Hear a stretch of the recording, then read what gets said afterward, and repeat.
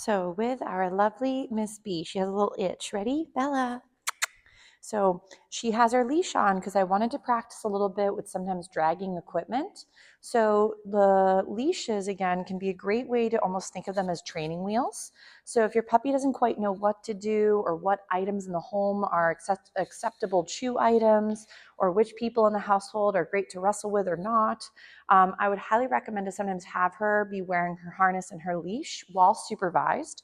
So you can then help her at times when needed to bring her away from something or help her recheck in. The leash, again, getting her comfortable with it dragging can also be really helpful for when you're practicing with a longer leash as well. So like a training lead for working recalls or for loose leash walking like in your yard. And even if you have a fenced in yard, the benefit of a longer training leash is that your puppy can then drag it around while allowing them more free access to the environment, but not completely off leash if you don't quite have a recall yet. So I know Ms. B, I think, would rather be a naked woman because of course wearing a harness can be a little tickly at times. So we're just doing a couple little find its to warm up. When we go into working a little bit with loose leash walking, I'd recommend to pick either your left or right. In the beginning, flip-flopping is perfectly fine. But what I mean by that is if, let's say, the puppy just reorients to your side, you want to feed them for any nice moments they are by your leg and being soft near you without, having the puppy jumping or mouthing. So let's say right now we're doing a little bit with this loose leash walking. You'll see that my food is on the same side as her. So if you were going to be working this on your left, you'd be feeding your puppy on the left side. If she does get a little bit of a jumpy jelly bean moment where she's getting really excited about your snack hand or jumping up, you can also feed the floor directly. So sometimes doing what I call the breadcrumb trail is a nice way to get your puppy to slow it down. And instead of jumping up to meet you, they go and search the floor for the tidbit that you're putting on the ground. This, again, will not have to be a continuous thing. But remember, if, let's say, loose leash walking is very odd or, confusing to your puppy because it's not a typical dog behavior, we want to start building up value that being next to you and sort of somewhat attentive here and there has a good benefit to her. Nice. So you'll see that my rate of reinforcement, which is how many snacks is she getting in a period of time, is kind of short and sweet. So what I mean by that is every few steps or so, or every couple seconds, she's being fed for this engagement. So if you do prefer to hold your gear on the same side as the puppy, remember though, if you're feeding across your body, what ends up happening with a lot of my students by mistake is if the food's on the opposite side of the puppy, when most people go to feed, the puppy cuts in front. So if you're finding that by accident, you're feeding the puppy as they jump in front of you, you might create a puppy that by accident turns into a little bit of a booby trap where every time you go to walk, she might cut in front of you and then you might either step or trip on her. So I typically prefer to feed the puppies on the side of the body that you have your hand in sort of relation to where she's at. So again, we might feed right here and then nice. If you're gonna feed across the body, you wanna still feed her by the side of your leg as opposed to cutting in front of you. So ready? So we keep her up and wiggling. You can also do a lot of this practice without the leash, but I like to practice both so my puppy doesn't associate the leash with maybe difficulty or things that are too exciting or novelty. So I want the leash to just be as comfortable as any other bit that she's exposed to. So we might take the leash off for a second. And two, this is a little bit of a shorter leash. You may find that at times that one is perfectly fine, but you may also really love using, like I mentioned, a little bit of a training lead or a longer line. I find my favorite length tends to be more like, I'd say like 10 to 15 feet, especially in the beginning. You can always go bigger. So like you could always do like a 20 to 25, maybe 30-foot training leash.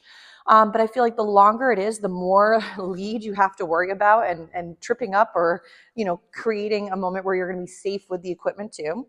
So I find like 15 is plenty to allow the puppy to explore, walk ahead, move around, because loose leash walking is a great skill, which could turn, oh my goodness, chewing, which could turn into a more refined heel down the road if you ever wanted it to. But for my guys, they have sort of a softer off-duty walk where they're still not pulling and yanking me across the environment, but they have the ability to go do sniffy walks and exploration and sort of do dog things that make them happy as well. So, but then throughout that, I like to sometimes work on checking back in with me, working a bit with that focus, because maybe there's something safety wise where I need them to hone in and come back to me. So recalls are of course something that's very important for safety, but you also want to start practicing sometimes allowing for the sniffy walks and then with little bounce backs. So if going for the real world walk is too difficult, remember she is little, I would highly recommend to do a lot of this practice in an environment that you know is predictable, which could be your yard, could be the front yard, could be the first few houses in your neighborhood. But I wouldn't go for a big walk where you don't know what's around the corner for safety reasons, but also for experience for her.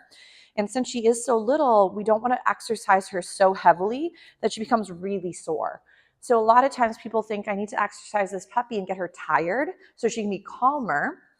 But what might be actually happening is you're creating a puppy that's so overtired because they're go, go, go until they start to crash. But a lot of times, as we've noticed, when puppies get tired, they don't always take a break. They might become even more ramped and sort of revving the engine and become, again, those lovely piranhas with legs. Chewing is optional, huh, cuteness? So with your lovely lady, if you're finding that practicing with her is going so long that she's becoming mouthy and being a little bit more distractible and not able to hone in, then more than likely whatever we're working on has gone too far, or the environment's too stimulating, or she could just be already tired by that point. But you may want to keep those sessions a little shorter, like we've been mentioning for all the other babes, because short and sweet little practices are better than big ones where they just kind of crash and burn. So for our little Miss B, I know she's getting a little bit tired, but her loose leash walking with and without equipment is coming along very nicely. So remember to just work it a little bit in and around the household and outside. And if she ever has a little bit of a harder time, maybe she has to go to the restroom.